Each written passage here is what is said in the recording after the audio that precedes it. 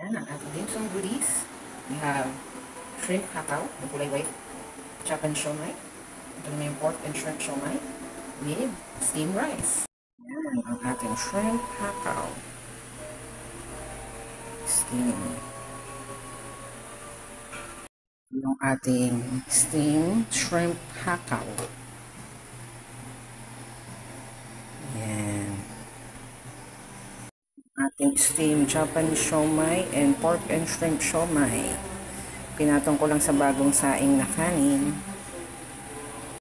Yung sauce na ginamit ko, may hoisin sauce yan. Tapos nilagyan ko ng chili sauce. Galing din to sa binilhan namin ng dim sum. Yan, ang sarap niyan. At ang kanyang noodle soup. Yan. Mainit na mainit pa yan. Yan. Kakain na siya ng lunch. Yan ang ating dim sum goodies. We have shrimp hakaw, ng kulay white, Japanese siomai.